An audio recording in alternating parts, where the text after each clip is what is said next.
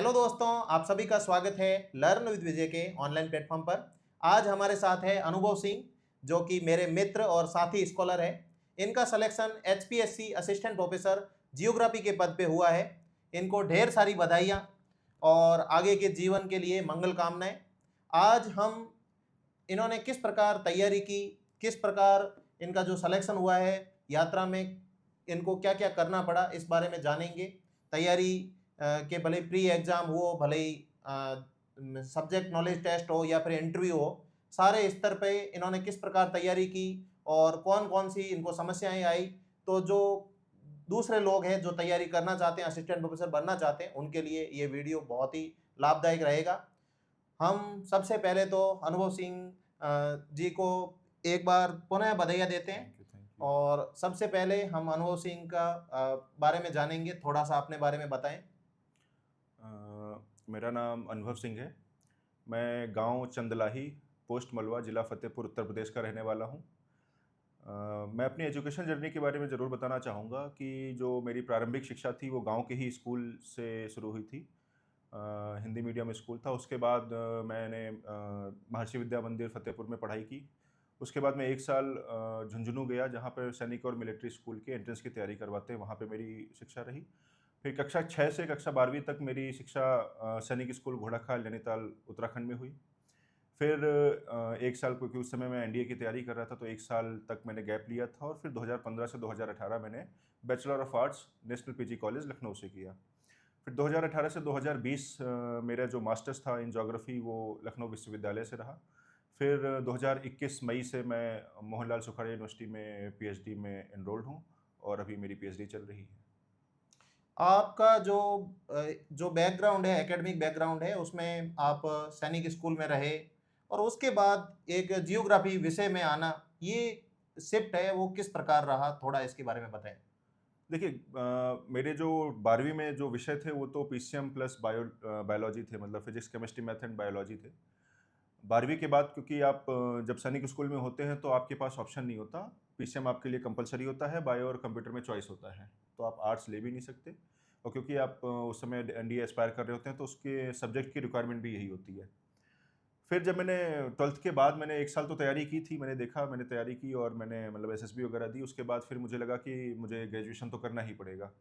फिर ग्रेजुएशन में मैंने जो है मेरे पास 2 ऑप्शन थे कि या तो मैं बीटेक करूँ या आर्ट्स की तरफ आऊँ। तो मेरे आर्ट्स में ज़्यादा इंक्लाइन था, इंटरेस्ट था मुझे। इस वजह से मैंने बैचलर ऑफ आर्ट्स के कोर्स में एनरोल किया और अपने आप को, और जो फेवरेट सब्जेक्ट्स होते हैं political science, geography and history, arts में सबसे पॉपुलर सब्जेक्ट्स होते हैं, उन्हीं को मैं चाहता था कि मिले। पर क्योंकि आप 2 ही सब्जेक्ट ले सकते थे इन तीनों में से, तो मैंने पॉलिटिकल साइंस, ज्योग्राफी और तीसरा जो सब्जेक्ट था वो मैंने इंग्लिश लिया। तो it was a by chance and also by choice. आपने पीजी के दौरान फर्स्ट सेमेस्टर के दौरान ही आपने जेआरएफ कर लिया था। तो यह किस प्रकार हुआ? ज़्यादातर अभी बहुत जेआरएफ निकालना काफ़ी धीरे धीरे और टफ होता जा रहा है। तो आपने ये किस प्रकार अचीव किया? देखिए, जेआरएफ के बारे में तो मुझे ज़्यादा नहीं पता था जब तक मैं आर्ट्स में था, क्योंकि मैं उस समय सीडीएस की तैयारी कर रहा था, सीडीएस ही मेरा लक्ष्य था। तो मुझे नेट जेआरएफ के बारे में बस ये पता चला था कि एक एलिजिबिलिटी एग्ज़ाम है, और आप अगर जेआरएफ पा लेते हैं तो आप अगर इन फ्यूचर आप मास्टर्स के बाद पीएचडी करेंगे तो आपको स्कॉलरशिप मिलती है। दैट मीन्स कि आपको एक स्टाइपेंड मिलता है, एक फाइनेंशियल सपोर्ट मिल जाता है आपको। तो मुझे इतना ही नॉलेज था। फिर मैंने जब सिलेबस देखा कि मैं गया वहाँ पे स्टेशनरी शॉप में, नेट का सिलेबस थोड़ा बहुत आप पता करते हैं एंड देन प्रीवियस ईयर के क्वेश्चंस देखते हैं, तो ये पता चला कि ये तो बैचलर में ही लगभग लगभग काफ़ी चीज़ें पढ़ी हुई हैं। ह्यूमन थोड़ा कम पढ़ा हुआ था मेरा, लेकिन हाँ, फिजिकल ज्योग्राफी और खास करके प्रैक्टिकल ज्योग्राफी ये तो मैंने लगभग बैचलर्स के समय भी अच्छे से पढ़ा हुआ था मैंने। बाकी जो क्लासेज आप रेगुलर करेंगे तो नो डाउट आपको, आपके लिए आसान हो जाता है। तो फिर मैंने मास्टर्स के जब फर्स्ट सेमेस्टर में था, मैंने इस एग्ज़ाम के लिए अप्लाई किया। देन सबसे जो मेरा फ़ोकस था वो ये था कि फ़ैमिलियराइज़ेशन विद दी जो एग्ज़ाम होता है, उसके लिए मैंने पीवाईक्यू जो होते हैं, प्रीवियस ईयर क्वेश्चंस, उनको पहले, मतलब मुझे कुछ नहीं आता था, मैंने प्रीवियस ईयर क्वेश्चंस देखे और उनको सॉल्व करना शुरू किया। तो मुझे पता चला कि मैं कुछ कौन से क्वेश्चंस जो मेरी बीए की नॉलेज है उनसे साथ सॉल्व कर पा रहा हूँ। और फिर मैंने नोट डाउन किए कि, और उसमें मुझे समझ में आया कि ह्यूमन ज्योग्राफी एक ऐसा एरिया है जो शायद मेरा अभी फ़ोकस, मतलब इतना बेटर मैं परफ़ॉर्म नहीं कर पा रहा हूँ, लेकिन फिज़िकल में मैं अच्छा कर पा रहा था। तो फिर जो ह्यूमन ज्योग्राफी में भी जो आपके टॉप क्वेश्चंस होते हैं, कुछ ऐसे पर्टिकुलर मतलब सारा का सारे सिलेबस में कुछ ऐसे चुनिंदा टॉपिक्स होते हैं जो फेवरेट्स होते हैं, जो एग्जामिनर्स होते हैं उनके, तो उस पे मैंने फोकस किया और फिजिकल ज्योग्राफी में मैं सही कर रहा था, तो फिर मैंने एग्ज़ाम दिया और रिसर्च एंड एप्टीट्यूड के लिए जो बुक आती है जैसे केवीएस मदान, उसको पढ़ा मैंने। और क्योंकि उसमें डेटा इंटरप्रिटेशन के भी क्वेश्चन होते हैं, थोड़े बहुत पॉलिटी के भी आते हैं, एनवायरनमेंट के क्वेश्चन आते हैं, तो ओवरलैप करता है ज्योग्राफी से, और पॉलिटी तो मेरे को थोड़ी बहुत आती थी। तो फिर मैंने पढ़ा और मैंने एग्ज़ाम दिया, तो मतलब भगवान के आशीर्वाद से मेरा सिलेक्शन हो गया था, मतलब जेआरएफ में। आपने अभी असिस्टेंट प्रोफेसर का पद हासिल किया है, इसमें बहुत सारी चीज़ों का योगदान रहा होगा, बहुत सारे गुरुजन का भी योगदान रहा होगा। जी। तो आपका जो जिनका भी योगदान रहा है उनके बारे में बताएं। सबसे पहले तो मैं, अगर मेरे को भूगोल विषय में रुचि आई, तो उसके लिए मैं सबसे ज़्यादा जो धन्यवाद देना चाहूँगा वो नेशनल पीजी कॉलेज में डॉक्टर पवन कुमार सिंह, उनका मैं देना चाहूँगा कि जो एक भूगोल विषय को उन्होंने इंटरेस्टिंग पढ़ाया। फिर डॉक्टर रितु मैम थी, डॉक्टर अभिषेक सिंह सर थे, तो इन्होंने बहुत ही अच्छे से ग्रूमिंग की, मतलब ग्रेजुएशन में। और मैं पीके सर का तो मैं बार बार धन्यवाद देता हूँ कि उन्होंने भूगोल को इतने इंटरेस्टिंग तरीके से पढ़ाया, एक वो बुकिश नॉलेज में नहीं कि कैसे वो रियल लाइफ से जुड़ी हुई है, तो मेरा इंटरेस्ट आया। तो सबसे पहले तो मैं उनका धन्यवाद देना चाहूँगा जब तक मेरी जेआरएफ की यात्रा रही। उसके बाद तो जब मैं मास्टर मतलब पीएचडी में आया, मास्टर्स के बाद मैं एनरोल्ड हुआ, फिर मुझे असिस्टेंट प्रोफेसर की वैकेंसीज आई, तो उसके लिए अपने आप को तैयार करना था। तो फिर मैं आपसे मिला, आप मेरे साथ में ही, अपने साथ बैच साथी ही थे बैच के, तो पता चला कि असिस्टेंट प्रोफेसर का एग्ज़ाम है। और फिर से वही समस्या थी कि ह्यूमन मेरे इतने स्ट्रांग उस समय भी नहीं था। तो मैं मिला और सर से चर्चा हुई, सर के साथ चर्चा हुई, तो सर ने मेरे को इतनी पूरी बुक लिस्ट दे दी कि ये किताबें जो हैं ये भी पढ़नी है। और मैं माथा पकड़ के बैठ गया कि इसमें से मैं 10 या 12 किताबें, मेरे को एग्जैक्टली नंबर अभी याद नहीं है, 10-12 किताबें थी, उनमें से मैंने 3 या 4 मैक्सिमम पढ़ी हुई थी। तो बताया ये पढ़नी पड़ेगी। तो शुरुआत में तो मैंने कहा कि देखिए विजय जी, मैं पढ़ तो नहीं पाऊँगा अभी, मेरे पास 2 महीने का बचा हुआ है समय एग्ज़ाम के लिए, आप मेरे को बस जैसे भी करके पढ़ा दो। तो 2 महीने इन्होंने फिजिकल, तो क्योंकि मैंने बोला फिजिकल नहीं पढ़नी, मुझे ह्यूमन आप पढ़ाइए, तो इन्होंने ह्यूमन पढ़ाई। 2 महीने मैंने कुछ नहीं पढ़ा, जो इनके नोट्स थे, जो ये पढ़ा रहे थे, मैं पूरा उस पे रिलाई रहा। बाकी जो आपके स्ट्रॉन्ग पॉइंट होते हैं, डेफिनिटली आपको उसको बार-बार रिवाइज़ करना पड़ता है, क्योंकि कहीं न कहीं ओवर कॉन्फिडेंस आ जाता है, तो वो एक आपके लिए गलत होता है। तो 2 महीने प्रिपरेशन की, और फिर जब यूपी हायर एजुकेशन का एग्ज़ाम आया, मैंने दिया, मैंने अच्छे नंबर भी आए, और फिर इंटरव्यू दिया, और मतलब फाइनल मेरिट में तो नहीं आ पाया, पर ठीक है, मतलब एक मतलब as a mentor, as a guide मेरे को मिल गए वहाँ पे, कि एक साथी मिले मेरे को। तो उसके लिए तो मैं, अगर मेरी असिस्टेंट प्रोफ़ेसर की यात्रा में कोई पहले टीचर रहे हैं, पहले गाइड रहे हैं, पहले मेंटर रहे, तो वो याद ही मेरे मित्र हैं। वो आपको लग रहा होगा कि मैं इनकी ज़्यादा तारीफ़ कर रहा हूँ लेकिन वो मैं जानता हूँ कि हम लोग साथ में बैठ के डिस्कस करते थे, पढ़ते थे, तो उसमें मैं आपका भी बहुत-बहुत धन्यवाद देता हूँ। Thank you, thank you. मुझे याद है पहला एग्ज़ाम था यूपी हायर एजुकेशन कमीशन वाला, जो एग्ज़ाम है अभी जो दोबारा हो रहा है, एक बार इससे पहले और भर्ती आई थी, उसमें 70 क्वेश्चन जो जियोग्राफी का आते हैं उसमें 59 सही किए थे। तो मुझे बहुत अच्छा लगा था। जीके वाला थोड़ा-सा उस समय तैयारी में थोड़ी-सी कमी रह गई थी, क्योंकि एकदम से भर्ती में थोड़ा-सा समय कम था उस समय, बहुत ही कम समय था। आपने यूपी का एग्ज़ाम भी दिया, यूपी असिस्टेंट प्रोफेसर का, एमपी असिस्टेंट प्रोफेसर का भी दिया, आरपीएससी असिस्टेंट प्रोफेसर का भी दिया, हिमाचल असिस्टेंट प्रोफेसर का भी दिया, और अब हरियाणा का भी दिया। 5 राज्यों में न केवल एग्ज़ाम दिया, सभी एग्ज़ाम में आप इंटरव्यू तक पहुँचे। और कुछ एग्ज़ाम में तो मुझे याद है यूपी असिस्टेंट प्रोफेसर वाले में आप 2 क्वेश्चन से रह गए थे। तो बहुत ही माइनर माइनर से आप रह गए थे, और 5 राज्यों में आपने मतलब इंटरव्यू तक पहुँचे। तो जो ये जर्नी रही, मतलब क्योंकि सफलता तो हमें अब मिली है, एक लंबा संघर्ष भी है, क्योंकि अमूमन एक राज्य में भर्ती है वो 3 साल से पहले आती नहीं है, 3 साल लग जाते हैं, भले ही भर्ती आती है, तो उसमें 3 साल लग जाते हैं। तो ये जो लंबा संघर्ष रहा और 5 राज्यों में दिया, इसका जो एक्सपीरियंस है वो बताएँ? देखिए इसमें ऐसा होता है कि क्योंकि इसमें रेगुलरिटी नहीं है असिस्टेंट प्रोफेसर की वैकेंसी में, सबसे पहली जो समस्या यो यही है। आप लकी हुए, आपका मास्टर्स खत्म हुआ, कोई वैकेंसी आ गई, तो आप बहुत लकी है। अदरवाइज़ होता है कि 4 साल, 5 साल में वैकेंसी आती है, और फिर जो न्यूज़पेपर वगैरह होते हैं कि बहुत बड़ी वैकेंसी आने वाली है, इस तरह की क्लिपिंग्स भी चलती हैं। तो आप थोड़ा संशय में भी होते हैं, और आप कहीं इधर-उधर फ़ोकस भी नहीं कर सकते, क्योंकि ये डेफ़िनेटली एक क्लास 1 की जॉब है, तो आपको लगता है कि आप इसमें मेहनत कर सकते हैं। तो मतलब मैं पहले वाली जो यूपी की वैकेंसी आई थी हायर एजुकेशन की, उसके लिए तो मैं अपने आप को लकी मानता हूँ कि जस्ट मेरा मास्टर्स खत्म ही हुआ था और वो वैकेंसी आ गई थी। उसके बाद तो ये होता है कि अदर-अदर स्टेट्स की वैकेंसी आई, जैसे उसके बाद 2022 में हिमाचल प्रदेश का आया, 2023 में राजस्थान का भी आया, फिर इसका एग्ज़ाम 24 में हुआ तो और 24 में ही एमपी का भी एग्ज़ाम हुआ। देन 25 में तो हरियाणा वाला आया। तो मतलब आप लकी होते हैं कि जो हिंदी भाषी स्टेट है, क्योंकि आप हिंदी भाषी में हैं। बाकी जैसे राज्य हैं, जो दक्षिण भारत के राज्य हैं, उसमें तो एक लैंग्वेज का क्राइटेरिया होता है कि आपकी 10वीं में जो रीजनल लैंग्वेज होती है, वो होती है। पर आप हिंदी भाषी राज्य वाली जो वैकेंसीज़ आई, मैं तैयारी करता था, क्योंकि भूगोल तो कोई ज़्यादा अंतर नहीं आता किसी भी उसमें राज्य में, कि भूगोल तो वही रहने वाला है। पर कुछ एक एडिशनल फ़ील्ड्स होती हैं, जैसे कि हिमाचल प्रदेश में एक अलग से यूनिट होती है, हिमाचल प्रदेश ज्योग्राफी की। तो अगर आपने ज्योग्राफी अच्छे से पढ़ी हुई है, तो उसमें आपको तो ज़्यादा समय देना नहीं पड़ेगा, आप हिमाचल पढ़ सकते हैं। फिर कॉस्ट बेनिफिट एनालिसिस भी देखते हैं, क्योंकि सब कुछ पढ़ने की जरूरत नहीं पड़ती, आप थोड़ा बहुत देखते हैं जो टॉपिक्स हैं जो आपको जल्दी आ जाए। फिर ऐसा ही आप राजस्थान में, हाँ, राजस्थान में एक अलग पूरा पेपर होता है, 100 क्वेश्चन आते हैं, उसमें आपको मिनिमम 2 से 3 महीने देने पड़ेंगे और बहुत ही रिगरस मेहनत करनी पड़ती है। तो राजस्थान में तो डेफिनेटली ये है कि बहुत डीप में जाना पड़ता है और डिफिकल्ट भी पेपर आता है यहाँ का, तो आपको मेहनत करनी पड़ेगी। मध्य प्रदेश में भी ऐसा ही है कि आपको एक मध्य प्रदेश का भी है, तो जैसे हिमाचल में आप हिमाचल पढ़ते हैं, वैसे ही मध्य प्रदेश में मध्य प्रदेश पढ़ते हैं। तो प्रिपरेशन तो लगभग वैसी ही रहती है, मतलब कोई ज़्यादा अंतर नहीं आता, ज्योग्राफी तो सेम ही रहता है। आपने जो असिस्टेंट प्रोफेसर जियोग्राफी की तैयारी की, तो इसमें आपने सेल्फ स्टडी की या फिर कुछ और किसी की मदद ली? देखिए, मैंने जब तैयारी की थी तो मैंने सेल्फ स्टडी ही की थी। मतलब जब तक मैं यहाँ नहीं आया था तब तक मैं सेल्फ स्टडी ही करता था। मैंने जो रेफ़रेंस बुक होती हैं सबसे ज़्यादा, उन्हीं पे रिलाई रहा हूँ मैं, और नोट्स भी मैंने खुद ही बनाए थे। लेकिन हाँ, ये ज़रूर है कि जब मैंने असिस्टेंट प्रोफ़ेसर की तैयारी शुरू की, तो एक गाइडेंस के तौर पे मैं आपके साथ ही अपन कितना डिस्कस करते थे।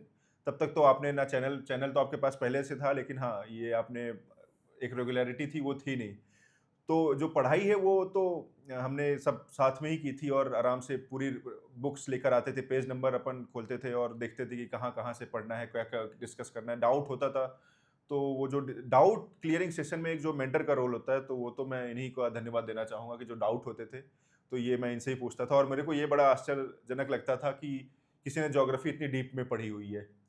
तो मैं ये इनसे ज़रूर बोलता था कि यार ये कैसे, मतलब आपने इतना कैसे पढ़ा हो? इतना इंटरेस्ट कैसे आ जाता है आपको कि लगातार आप पढ़ते रह रहे हो और इतना डीप में जाने के बाद? तो वो थी मेरी सेल्फ स्टडी। लेकिन जो एक सेल्फ स्टडी को जो पूर्ण रूप दिया जाता है कि आप 70% तो आप सेल्फ स्टडी पर रिलाई कर सकते हैं, जो 30% होता है कि बहुत सारे डाउट्स होते हैं आपके। आप दूसरे तरीके से सोचना पड़ता है कई क्वेश्चन में, आप क्वेश्चन वगैरह सॉल्व करते हैं, तो उसके लिए तो फिर, क्योंकि मेरे पास तो अवेलेबल सोर्स था, एक फ़ोन कॉल पे ही सारे डाउट्स क्लियर हो जाते हैं, और कभी नहीं हुए तो सभी चाय में बैठ के आराम से चाय में चर्चा कर रहे हैं, तो ये सारी चीज़ें तो मैं इस चीज़ में तो क्या ही बताऊँ, आपको भी पता है कि किस तरह से आपका कांस्टेंट सपोर्ट रहा है और कैसे हमने आपस में मेहनत करके इस मुकाम तक पहुँच पाए हैं। एचपीएससी असिस्टेंट प्रोफेसर जो आपने अभी एग्ज़ाम क्लियर किया है, इसमें 3 चरण थे। पहला स्क्रीनिंग टेस्ट था, फिर सब्जेक्ट नॉलेज टेस्ट था और फिर इंटरव्यू था। और इन तीनों, ये जो तीनों फेज़ थे, ये इम्पोर्टेंट थे। अगर स्क्रीनिंग टेस्ट में आप थोड़ा-सा भी पीछे रह जाते हो तो सिलेक्शन नहीं होता। तो उसकी किस तरीके से तैयारी की, और उसके बाद में आपने सब्जेक्ट नॉलेज टेस्ट की किस प्रकार से तैयारी की? देखिए, स्क्रीनिंग टेस्ट तो क्योंकि ऑब्जेक्टिव बेस्ड था, तो एज़ सच कोई अलग से तैयारी मैंने की नहीं थी उसमें। जो चला आ रहा है वही मैं क्वेश्चन सॉल्व करता था और देखता था, जो मेरे नोट्स थे उसी पे मैंने रिलाई किया।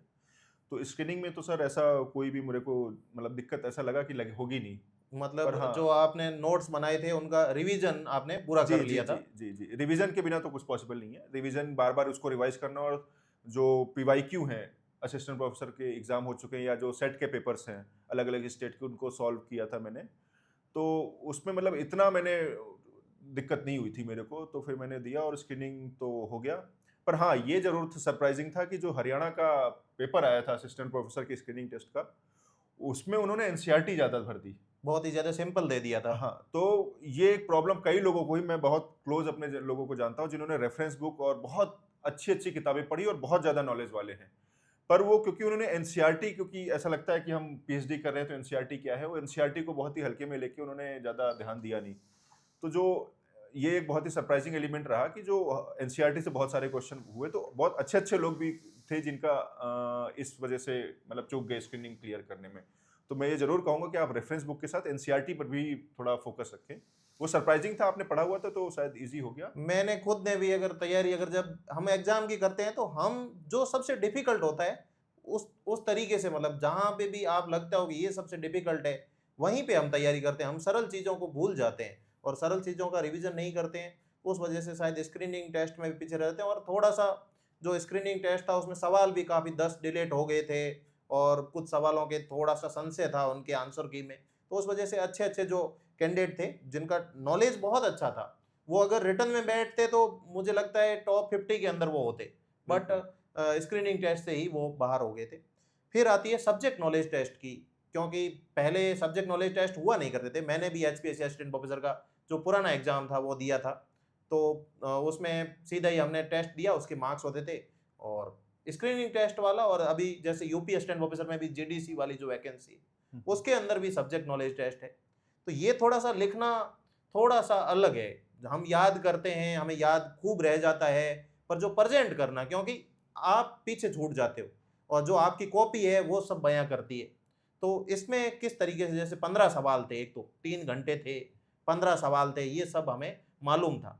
तो आपने इसको लेके किस प्रकार तैयारी की?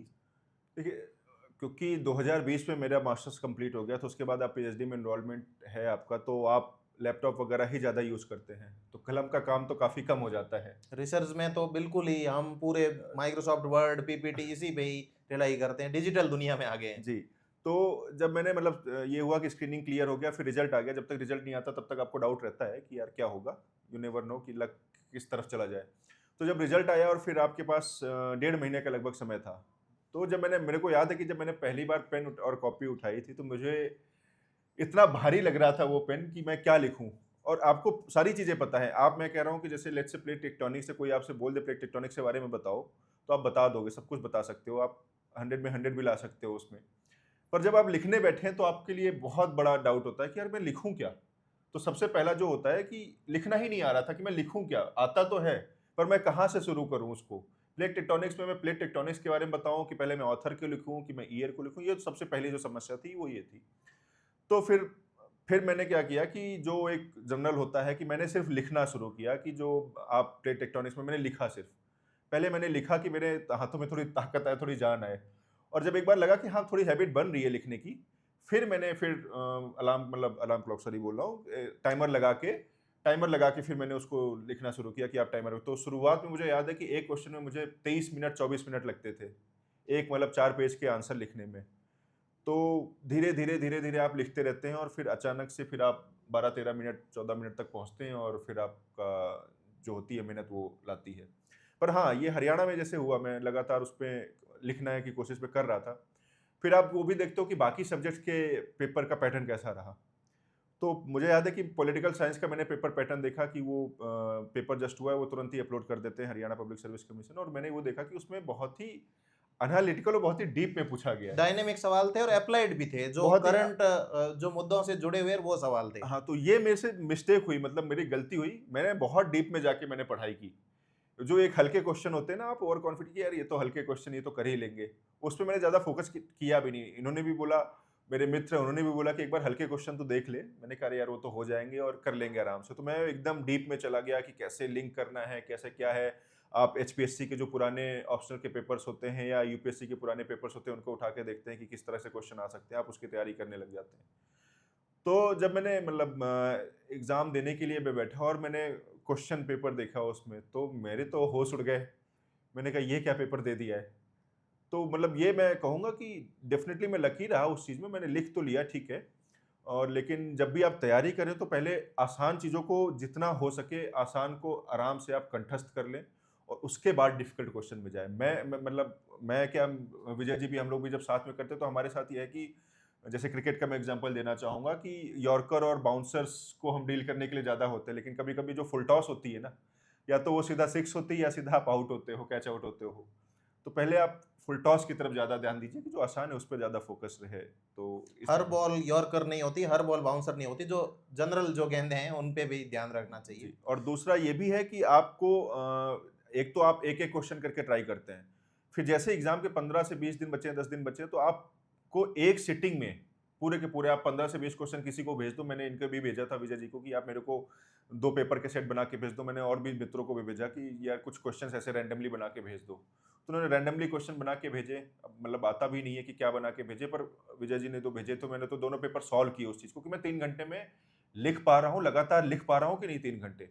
एक पीजीटी वाला जो पेपर था पहले सब्जेक्ट का हो रखा था, उसको भी किया था, क्योंकि वो उन्होंने एचपीएससी नहीं बनाया था, तो एक हुँ। मोटा-मोटा रेफरेंस के लिए सेम पेपर को ही पूरा प्रैक्टिस किया हाँ, था। क्योंकि आपको ज़रूरी है कि आप 3 घंटे लगातार लिख पा रहे हैं कि नहीं लिख पा रहे हैं। 15 मिनट, 20 मिनट, आधा घंटा तो लिख सकते हैं, पर जब आप एक प्रेशर सिचुएशन में हैं, सब कुछ मोबाइल-वोबाइल दूर और सीधा बस लिखने का है, तो आखिरी के जो दिनों में है, वो आपको इस चीज़ पे फ़ोकस रखना चाहिए कि आप 3 घंटे एक जगह बैठ सकते हैं, बिना पानी पिए बैठ सकते हैं और लगातार लिख सकते हैं। आपने 3 घंटे पेपर लिखा था, और मुझे जब मैंने पूछा था, भई किस प्रकार कैसा पेपर हुआ? तो इन्होंने बताया था कि 15 मिनट मैंने पहले पूरा कर दिया था। इन्होंने हर सवाल में 3 पेज भरे थे। वहाँ पे 4 पेज थे कॉपी के अंदर, 15 इंटू 4 मतलब 60 पेज होते हैं। तो इन्होंने 3 भरे थे और 15 मिनट पहले पूरा हो गया था। जब हम क्या क्वेश्चन्स कंक्लूड कर लेते हैं, तो फिर हम आगे नहीं बढ़ा पाते हैं जनरली। तो इस विषय में थोड़ा-सा क्या 15 मिनट का और यूज़ कर सकते थे क्या आप? बिल्कुल मैं कर सकता था। देखिए, पहली जो समस्या थी, मेरा टारगेट था कि 15 क्वेश्चन मुझे 15 के 15 क्वेश्चन करते हैं, तो बहुत आप सारे स्टूडेंट्स के 15 नहीं हुए, और इस वजह से ही वो सेलेक्ट नहीं हो पाए थे। और हाँ। 15 करना मतलब सबसे पहला टारगेट था। मैंने भी कहा था कि 15 करना बहुत ज़रूरी है पर हमारा। एक एक जो मुझसे गलती हुई थी, मैंने शायद प्रिपरेशन भी में मैं टारगेट लेके गया था कि मैं 3 पेज से ज़्यादा नहीं लिखूँगा। मतलब वो वैसे ऑप्टिमाइज़ेशन के हिसाब से सही है, वैसे मैंने भी कहा था कि अगर आप ज़्यादा लिखने में अगर कहीं उलझ गए, तो हो सकता है लास्ट में पैनिक कर जाओ, क्योंकि हुँ। जैसे 12 मिनट बचते हैं, अब एक सवाल में 12 मिनट आते हैं। अब 12 मिनट में एक ही सवाल बचा हो ना, तो आप पैनिक कर जाते हो। तो वो लास्ट में पैनिक भी हो सकते हैं, हमें याद भी नहीं आए, ऐसा भी हो सकता हाँ, है। वो मतलब ऐसा हुआ था कि जब मैंने पन क्लॉक देखी सामने, क्योंकि एचपीएससी हॉल में ही था मेरा सेंटर, तो सामने मैंने क्लॉक देखी और फिर मैंने कहा अच्छा 15 मिनट बचे हैं, और फिर मैं सब कर चुका था। मतलब आपकी थिंकिंग कैपेसिटी खत्म हो चुकी थी बेसिकली, और इच्छा भी नहीं होती, आप खुश भी हो जाते हो कि यार ठीक है, जो टारगेट था वो मैंने अचीव कर लिया। तो फिर उसके बाद फिर मैंने थोड़ा बहुत अंडरलाइन किया, और बस यही था कि यूटिलाइज़ेशन, और आप हैप्पी होते हो कि जो आपने सोचा आप, क्योंकि मेरा जो टारगेट था कि मैं 15 के 15 मेरे को करने हैं।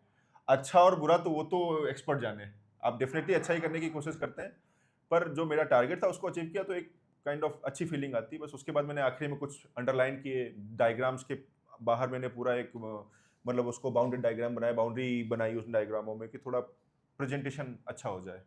एक हम एकेडमिक में हम बीए, एमए वगैरह में लिखते हैं, तो वहाँ पे थोड़ा-सा क्या हम किसी प्रकार भी लिख लेते हैं, तो भी क्या है, वहाँ थोड़ा-सा लिबरल मार्किंग होती है, हुँ। और यहाँ पे मार्किंग टफ होती है, और हुई भी है मार्किंग, तो टफ हुई है, नो डाउट। तो किस प्रकार आपने डायग्राम्स का, फ्लो मैप्स का, मैप्स का, इनका जो यूज़ है, मतलब प्रेज़ेंटेशन आपने किस प्रकार किया? क्योंकि नए बच्चे हैं, वो जो सब्जेक्ट नॉलेज टेस्ट देने वाले हैं। तो क्योंकि हम पूरा टेक्स्ट लिखें, तो मुझे पता है कि 15 इंटू 3 45 पेज पूरे टेक्स्ट में कभी नहीं भरे जा सकते हैं। ये बहुत मुश्किल भी है, और थोड़ा प्रेज़ेंटेशन भी अच्छा नहीं होगा, क्योंकि टेक्स्ट ही होगा, तो जियोग्राफी में दूसरी चीज़ें भी इंक्लूड होनी चाहिए। तो इनका आपने किस प्रकार यूज़ किया? देखिए, डायग्राम्स तो geography is art as well as science, तो आप एक ठीक है, लिख सकते हैं, सब कुछ है, लेकिन जब वो एक आर्टिस्टिक नज़रों से आप उसको प्रेज़ेंट नहीं कर पा रहे हैं। आर्टिस्टिक नज़रों से मतलब कि आप उसको बहुत ही ईज़िली जो आप एग्ज़ामिनर आपकी कॉपी चेक करेगा, उसके लिए ईज़ी होना चाहिए वो चीज़। और ईज़ी में आप नो डाउट आपको डायग्राम्स बनाने पड़ते हैं, और ज्योग्राफी बहुत ही ब्यूटीफुल सब्जेक्ट है कि आप डायग्राम्स जितने ज़्यादा बना सकते हैं, बना सकते हो। पर हाँ, ये है कि वो क्वेश्चन की डिमांड भी होनी चाहिए उस चीज़ में। तो कुछ प्रैक्टिस भी की थी मैंने, जैसे ग्राफ्स थे, डेविस की थ्योरी आई थी, उसमें आपको ग्राफ बनाना पड़ता है, वो जो सिंपल डायग्राम है। इंडिया ज्योग्राफी के क्वेश्चन है, तो आपको इंडिया का मैप बनाना आना चाहिए। अब इंडिया के मैप के जैसे आपको प्रैक्टिस होनी चाहिए इंडिया के मैप या वर्ल्ड के मैप बनाने के लिए। प्लेट टेक्टोनिक्स में मैंने वर्ल्ड का मैप भी बनाया था। तो उसमें एक प्रैक्टिस होनी चाहिए कि आप 5-6 सेकंड या मैक्स टू मैक्स 10 सेकंड में उसको आप बना ले जाएँ। उसमें फिर आप उसके कर्व लाइन्स में कि ज़्यादा ब्यूटीफाई नहीं है, वो एक प्रेज़ेंटेबल होना चाहिए, तो उस चीज़ पे फ़ोकस रहता है, नो डाउट। फिर डेफ़िनेटली आप एरोज़ का, अंडरलाइन का ये सब इस्तेमाल करते हैं, तो वो तो मैंने किया था आखिरी में जब मेरे को समय मिल गया था। एक सवाल था जो ट्रेड से, वर्ल्ड के जो ट्रेड का पैटर्न है, उससे रिलेटेड आया था। हुँ, हुँ। इस सवाल की मतलब जनरली बहुत सारे कैंडिडेट, 80% कैंडिडेट थे, उन्होंने प्रैक्टिस नहीं की थी, वहीं सोचना पड़ रहा था। और तो फिर ऐसा सवाल जैसे आ जाए और हमें 15 करने हैं, क्योंकि हमारी फिर मार्किंग 150 में से नहीं होगी, फिर 140 में से होगी अगर हम एक छोड़ देते हैं। तो ऐसे सवालों को मतलब किस प्रकार हम डील कर सकते हैं? तो मेरे को तो लगता है, मेरे को 7-8 सवाल जो थे, जो मेरे को लग रहा था हाँ, ये मेरे को अच्छे से आते हैं, और बाकी जो सवाल थे वो सारे क्योंकि आसान सवाल थे। तो मुझे लगा ये क्या हो गया, तो मैंने 5 मतलब 7-8 क्वेश्चन के अलावा तो जो मैंने 15 क्वेश्चन में मैंने किए होंगे 6-7 क्वेश्चन, उसमें तो सोच-सोच के ही लिख रहा हूँ, जितना आता है। डब्ल्यूटीए तो एकदम बाउंसर था, मतलब कि इट्स लाइक कि ऐसी बॉल कभी क्रिकेट में खेली ही नहीं। तो डब्ल्यूटीओ को तो मैंने आखिरी के लिए छोड़ दिया था, पर हाँ, जब मैं क्वेश्चन मैंने अटेम्प्ट किए थे, तो मैं जो-जो आते थे उनको शुरुआत में करता रहा और उसके बाद जो आखिरी में बचे थे उनको किया। तो जो जैसे सबसे पहले तो घबराना नहीं होता है कि यार ये क्या आ गया ये क्वेश्चन। तो इस वजह से फिर आप जब तक घबराओगे नहीं तो आप डेफिनेटली उसको धीरे-धीरे लिख ले जाओगे।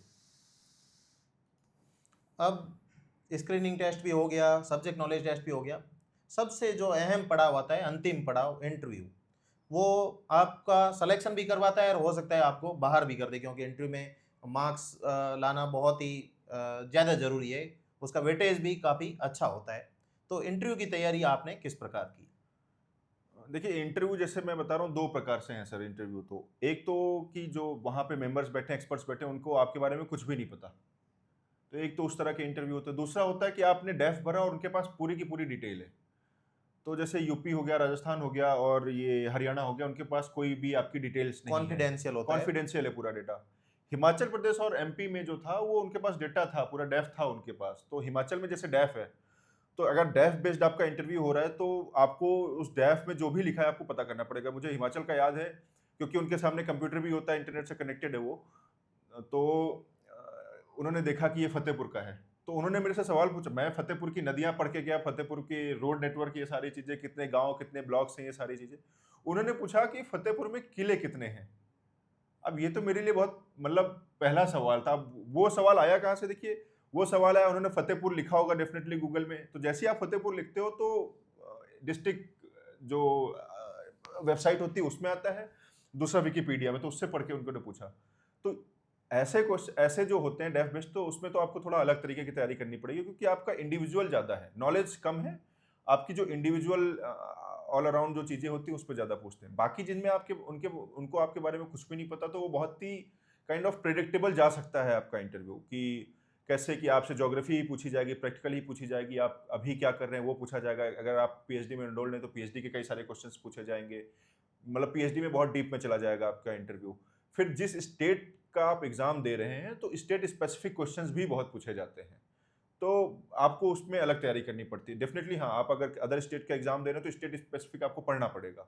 वो क्वेश्चन पूछ सकते हैं, आप लकी हुए, नहीं पूछा जाएगा। हरियाणा लेकिन के इंटरव्यू में बहुत सारे हरियाणा के क्वेश्चंस पूछे जा रहे थे, तो सब लोग हरियाणा पढ़ के गए थे, हम किसी से कम पूछे गए, किसी से हाँ, ज़्यादा तो पूछे वो तो गए। आपका देखिए इंटरव्यू तो में लक बहुत बड़ा एक फैक्टर होता है कि आपसे पूछा गया, नहीं पूछा गया। फिर आपको ये भी ध्यान में रखना होता है कि बोर्ड टीचिंग, तो बोर्ड टीचिंग भी 2 होती है, या तो आप अपना टॉपिक लेके गए तो बोलेंगे अच्छा आप किसमें पढ़ाना चाहते हैं, तो आप पढ़ाइए इस चीज़ को, टॉपिक को। पर मोस्टली मैंने ये देखा है कि बोर्ड टीचिंग में आप ना एक्स्ट्रा टॉपिक प्रिपेयर करके जाएँ, 1 या 2 के भरोसे मत बैठें। मोस्ट प्रोबेबली 2 फिजिकल से, 2 ह्यूमन से और 2 प्रैक्टिकल से। होता ये है कि जैसे आपने पहले ही बोला कि मैं प्लेट टेक्टोनिक्स पढ़ के आऊँ, बोला नहीं, नहीं प्लेट टेक्टोनिक्स मत पढ़ाओ, मुझे ओरिजिन ऑफ द अर्थ की बिग बैंग थ्योरी पढ़ा दो। तो क्योंकि आप तो पढ़ के नहीं आए हो, तो आप थोड़ा उसमें आ जाते हैं, मतलब एक हेजिटेशन आ जाएगी, आप थोड़ा कॉन्फिडेंट फील नहीं करेंगे। तो अगर उन्होंने सामने से दिया है, और सामने से भी जब वो टॉपिक देते हैं, तो वो वही टॉपिक देते हैं जो आपने यूजी में पढ़े होंगे या मास्टर्स में पढ़े होंगे, जो सिलेबस में बकायदा मेंशन्ड होती हैं। कोई ऐसा बहुत ही डीप टॉपिक नहीं दे देंगे आपको। तो उसमें आपको ध्यान रखना पड़ता है कि आप टॉपिक्स कई सारे प्रिपेयर करके ले जाएँ। आप दूसरे स्टेट में जा रहे हैं, तो दूसरे स्टेट की आपको नॉलेज होनी चाहिए, बेसिक नॉलेज, जो एक जनरल नॉलेज होती है, वो आपको पता होना चाहिए। डीप में नहीं पता, आप बिल्कुल बोलिए कि सॉरी सर, नहीं पता मुझे। हाँ, और ये होता है कि जब आप इंटरव्यू में बैठे होते हैं, तो जैसे क्वेश्चन पूछा गया आपको, तो गेस वर्क मत करो। प्रॉब्लम ये है कि एक मेंबर है और बाकी एक्सपर्ट्स हैं, तो गेस वर्क में ज़्यादा रिलाई मत करो। आपको नहीं पता तो कॉन्फिडेंटली बोलिए सॉरी सर मुझे नहीं पता। आपको थोड़ा-थोड़ा पता है तो बोलिए कि सॉरी सर मुझे पूरा नहीं पता, या सॉरी मैम जो भी हैं, मैं इसमें गेस करना चाहूँगा, मैं श्योर नहीं हूँ इस चीज़ को। तो एक बोलने का तरीका होता है। तो उस चीज़ पे आपको थोड़ा मतलब प्रैक्टिस करनी पड़ती है। फिर तीसरा ये रहा कि आप जैसे प्रैक्टिस कैसे करते हैं, तो सबसे बेस्ट अगर प्रैक्टिस करने के लिए इंटरव्यू की आपकी तैयारी हो सकती है, तो वो दोस्तों के साथ हो सकती है। मॉक में तो आप सीरियस हो ही जाएँगे क्योंकि आप एक्सपर्ट बैठे हुए हैं। तो वो डेफ़िनेटली अगर आपके पास फ्रेंड्स ग्रुप नहीं है, और अगर हाँ, आपको एक वैसे भी मॉक देना चाहिए अगर आपके पास अवेलेबल है, तो आप डेफ़िनेटली एक सीरियस एनवायरनमेंट में मॉक दे सकते हैं। पर हाँ, प्रिपरेशन के लिए तो फ्रेंड्स आर द बेस्ट। तो हमने जैसे मॉक इंटरव्यू लिए थे और उसमें पहला ही असिस्टेंट प्रोफेसर का जो यूपी का दिया था, उसमें 30 मार्क्स का इंटरव्यू था। 27 वहाँ मैक्सिमम मार्क्स थे, उन्होंने फिक्स कर रखे थे, लिमिट कर रखा था। उसमें से आपके 25 आए थे। तो मॉक का मुझे लगता है काफ़ी मतलब रोल रहता है, क्योंकि कमियाँ हमें पता लग जाती पहले ही, और वो आप गलती वहाँ नहीं करते हो। इसके अलावा हम ये जर्नी थोड़ी-सी लंबी होती है। असिस्टेंट प्रोफ़ेसर मतलब बनने में भी जो ऐज भी 31 है एवरेज, लगभग हम देखते हैं 30 के आस-पास ऐज है। और लंबा मतलब किसी का मतलब होता है कि पहले में ही सिलेक्शन हो जाता है, कुछ यंग ऐज में भी लग जाते हैं। पर कुछ मतलब इतने इंटेलिजेंट होने के बावजूद भी, मेहनती होने के बावजूद भी नहीं लग पाते। तो खुद को कैसे मोटिवेट रखते थे और जो असफलताएँ हैं, उनसे मतलब कैसे वापस रिकवर करते थे? देखिए, जैसे असिस्टेंट प्रोफ़ेसर का ऐसा है कि असिस्टेंट प्रोफ़ेसर की मैंने जैसे पहले भी बताया सर कि कोई रेगुलर वैकेंसी नहीं आती। आपने मास्टर जस्ट की कब खत्म की और वैकेंसी आ गई, आप लकी हो, आपने मेहनत की, नो डाउट आप बहुत ही यंग एज में बन जाएँगे। पर होता क्या है कि 4 साल, 5 साल में आती है वैकेंसीज़। तो मोटिवेशन तो क्या है कि आपको लगातार तैयार तैयार तो रहना ही पड़ता है कि जब अपॉर्च्युनिटी आए तो ऐसा ना हो कि आप प्रिपेयर्ड ही नहीं हो उस चीज़ के लिए। तो आप कंटिन्यूअस एक जो वर्क होता है वो करना पड़ता है। फिर हाँ, जब फेलियर्स आपको मिलती हैं, तो आप निराश होते हो। तो एक बहुत ही ब्यूटीफुल कोट है जो मैं मुझे बहुत अच्छा लगता है। वो ये है कि when suffering gives you know choice, you suffer. मतलब कि जब आपको पीड़ा, दुःख, दर्द कोई विकल्प नहीं देती तो आपको उस पीड़ा को सहना ही पड़ता है। तो होता है कि जब आप का नहीं हुआ फाइनल सिलेक्शन तो आप निराश हुए, तो वो बहुत ही नॉर्मल चीज़ है कि आपको दर्द होगा, दुःख होगा, 10 दिन, 15 दिन आपको बहुत ब बेकार लगेगा, बार-बार कि मैंने ये चीज़ कर दी होती, वो थी, परम्यूटेशन, कॉम्बिनेशन लगाते हो। फिर दूसरा ये होता है कि फैमिली एंड फ्रेंड्स का सपोर्ट बहुत ज़रूरी है। फैमिली का सपोर्ट बहुत ज़रूरी है क्योंकि फैमिली, जैसे मैं पापा से भी बोलता था कि ऐसा हो गया, वैसा हो गया, तो पापा हमेशा यही बोलते थे कि बेटा तूने अगर मेहनत की तो परिश्रम का फल हमेशा मीठा होता है। कभी भी उन्होंने ये नहीं बोला कि आपको फाइट मारनी है, करनी है, आपको हारना नहीं है। एक बार गिरोगे, 2 बार गिरोगे, फिर वो एक जो हमने बचपन में कहानी सुनी थी राजा की और चींटी की, कि राजा हार के बैठ गया था और वो चींटी को देखता है बार-बार गिरते हुए भी ऊपर चढ़ जाती है फाइनल में। तो मेरे साथ भी वैसा ही हुआ कि मेरा 5वाँ इंटरव्यू था। तो फैमिली का सपोर्ट बहुत ज़रूरी है। फ्रेंड्स आपके लिए बहुत ज़रूरी है क्योंकि फ्रेंड्स जो आप एकदम डिमोटिवेटेड फ़ील कर रहे होते हो, आपको वो बाहर ले जाएँगे, वो भुलाने की पूरी कोशिश करेंगे, जब तक आप उनके साथ रहे कि आप इस चीज़ को भूल जाइए एकदम। हाँ, नामुमकिन मतलब एक ऐसा तो नहीं हो सकता कि आप, क्योंकि जब आप सोने जाओगे, अकेले ही रहोगे, तो सारी चीज़ें आएँगी। पर हाँ, अगर फैमिली और फ्रेंड्स हैं, तो आपकी जो असफलता है, वो मतलब बहुत ही आप ईज़िली डील कर सकते हो उस चीज़ में। और बाकी हाँ, विश्वास रखिए, आज नहीं तो कल, जब तक तोड़ेंगे नहीं, तब तक छोड़ेंगे नहीं, जो दशरथ मांझी का जो मूवी का डायलॉग है। तो फिर लगे रहिए कि कभी ना कभी तो ऊपर वाला कब तक नाराज़ रहेगा, कभी ना कभी तो किस्मत खोलेगा ही वो। आजकल सोशल मीडिया है वो मतलब सबकी ज़रूरत भी बन गया है और सबके जीवन का अंग भी बन गया है। और हम मतलब सोशल मीडिया से घिरे हुए भी रहते हैं, और कई बार जो डिस्ट्रैक्शन है इससे ज़्यादा हो जाते हैं, क्योंकि यूट्यूब में शॉर्ट्स है या फिर रील्स है। तो सोशल मीडिया से मतलब सोशल मीडिया किस प्रकार मतलब हमारी पढ़ाई को प्रभावित करता है और इससे कैसे हम डील कर पाएँ मतलब?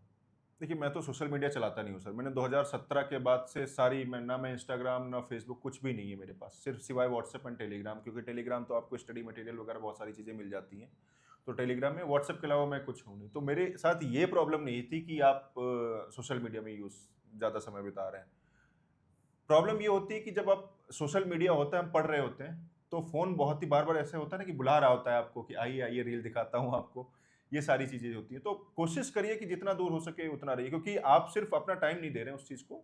दूसरा ये भी होता है कि लोग अपनी फ़ोटोज़ भी पोस्ट कर रहे हैं, कोई वीडियोज़ डाल रहा है, कोई घूमने जा रहा है, और आप अपने आप को चारों तरफ कमरे में बंद पाते हो कि यार मेरी कैसी ज़िंदगी है और देखो वो कैसी ज़िंदगी एन्जॉय कर रहा है। तो बहुत ही मतलब एक कंपैरिज़न आ जाता है, तो आपको दुःख होता है।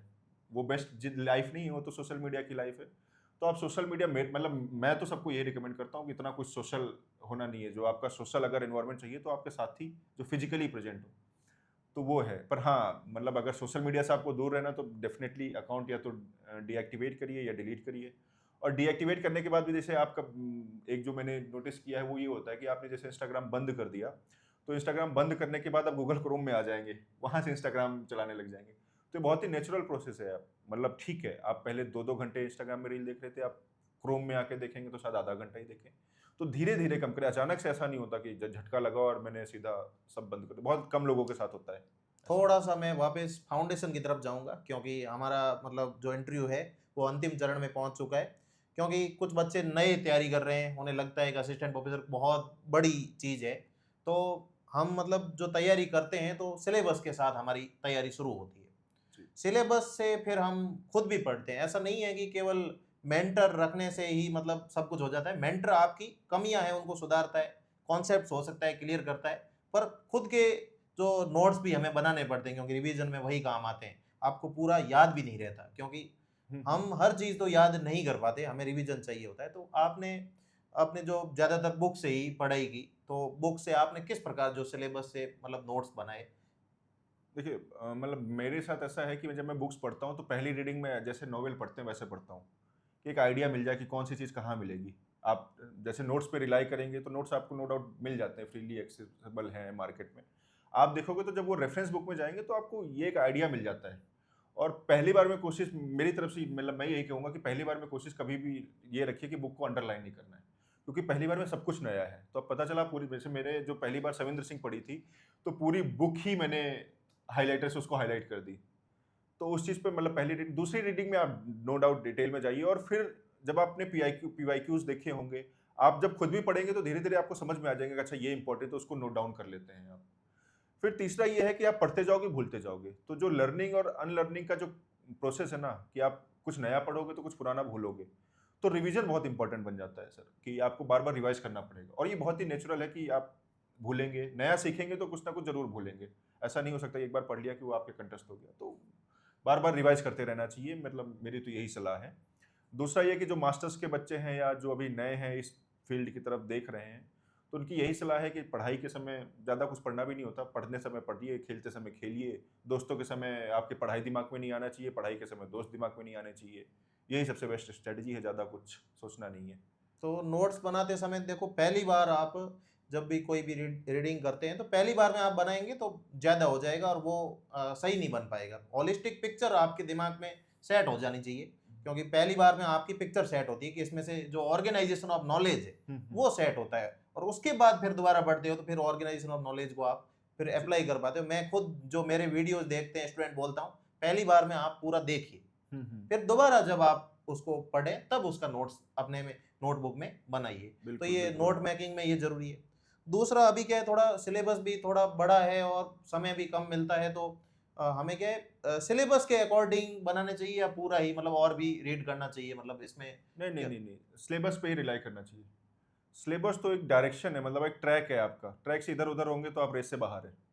जितने जो सिलेबस के पॉइंट हैं वही हुँ। बुक में, क्योंकि शुरुआत में जब मैंने भी पढ़ाई की थी तो मतलब थोड़ा-सा हम सिलेबस से बाहर भी मतलब ऐसे पढ़ नहीं, लेते थे, वो तो तो वो गलत मतलब एक ट्रैक था। वो बिल्कुल है। ऐसा है कि जैसे कि मान लीजिए आप अगर सिलेबस के बाहर जाएँगे तो नॉलेज तो देखिए ज़िंदगी भर पढ़िए पढ़ाई करने के लिए। आपको इंटरेस्ट है ज्योग्राफी पढ़ने का, आप ज़िंदगी भर पढ़ाई करो। लेकिन जब तक आप एग्ज़ाम दे रहे हैं तब तक तो आपको रिलाई करना ही पड़ेगा।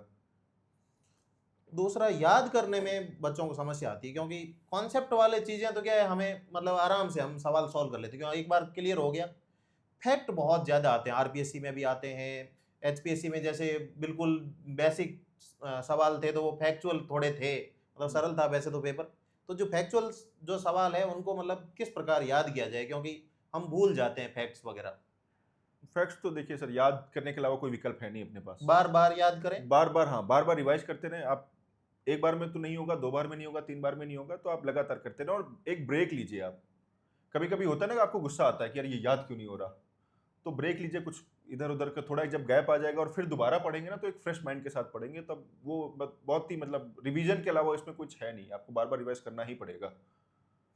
अब जो जो भी विद्यार्थी है, भले ही वो एमए में पढ़ रहे हैं, भले ही फर्स्ट सेमेस्टर में पढ़ रहे हैं, या फिर जो असिस्टेंट प्रोफेसर की तैयारी कर रहे हैं, उन सभी को जो आप कुछ एक मैसेज देना चाहें तो आप मैसेज दे सकते हैं।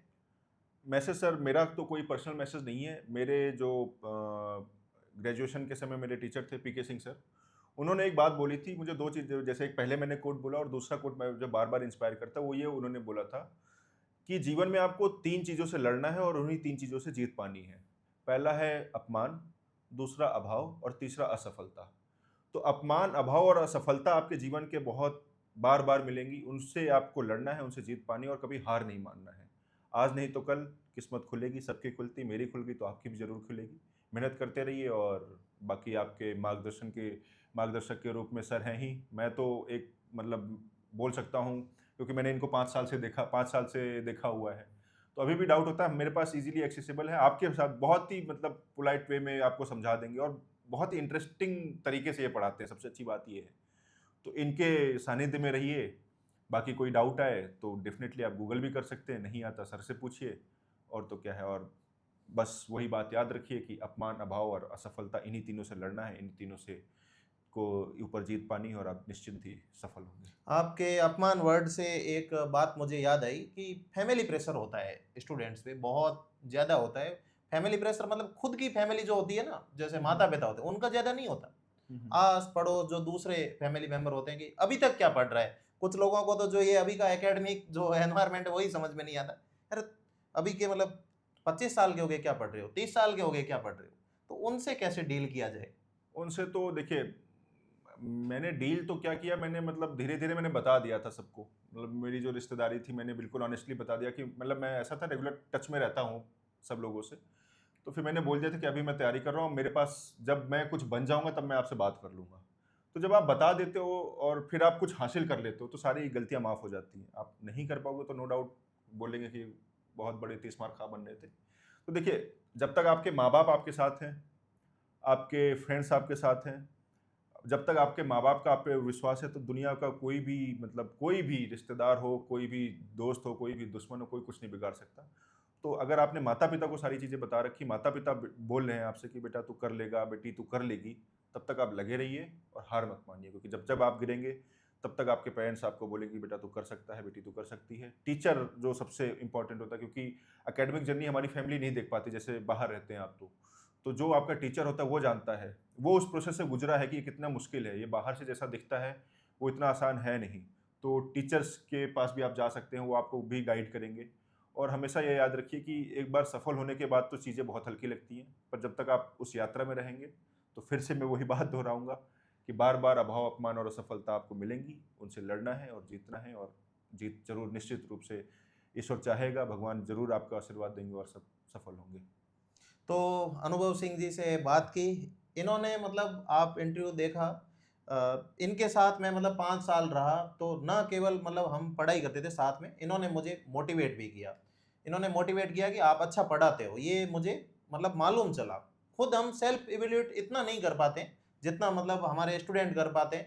तो स्टूडेंट भी बहुत कुछ सिखाते हैं। मैं इनके साथ मतलब बहुत सारे जो जियोपॉलिटिक्स के मुद्दे हैं उनको भी डिस्कस करता हूँ, क्योंकि आजकल देखो जियोपॉलिटिक्स बहुत ज़्यादा। चाय पे चर्चा का विषय ही वही होता है। हाँ, दूसरा अभी जैसे इंटरव्यू में भी सवाल पूछे गए और डायनेमिक सवाल कहीं न कहीं पूछे जाते हैं और ऐसे मुद्दों पे पूछे जाते हैं, मतलब जैसे आपका डिफेंस बैकग्राउंड रहा, तो पूरा डिफेंस और जियोपॉलिटिक्स का, एनसीसी का, इस पे सवाल मतलब इनके इस बार के इंटरव्यू में रहे। तो मतलब वो हम एक-दूसरे से डिस्कस करते हैं तो बहुत सारी चीज़ें क्लियर होती है और इन्होंने मुझे मोटिवेट किया और बहुत कुछ सिखाया। ऐसा नहीं है कि केवल गुरु खुद पढ़ता है वही सीखता है, नहीं, वो अपने स्टूडेंट से बहुत ज़्यादा सीखता है, अपने आस-पास के एनवायरनमेंट से भी बहुत ज़्यादा सीखता है। तो इन्होंने मुझे मोटिवेट किया, पुश किया कि आप शुरू करो और इतना ज़्यादा सपोर्ट जो आप देख ही रहे हो, तो ये मिला।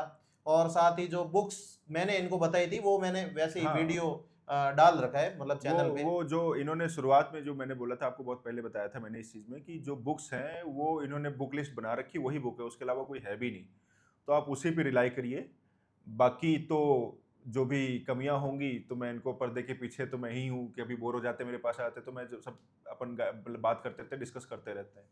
तो डेफ़िनेटली सर सही बोल रहे हैं कि मैंने पुश किया था, मैंने बार-बार पुश किया था, बोले थे, "अरे यार चलेगा कि नहीं चलेगा?" मैंने कहा, "एक बार आओ तो मैदान में कूदो।" तो और आज देखिए, निश्चित तौर पर वन ऑफ द बेस्ट जो हैं ज्योग्राफी की फ़ील्ड में one of the best teachers हैं ये।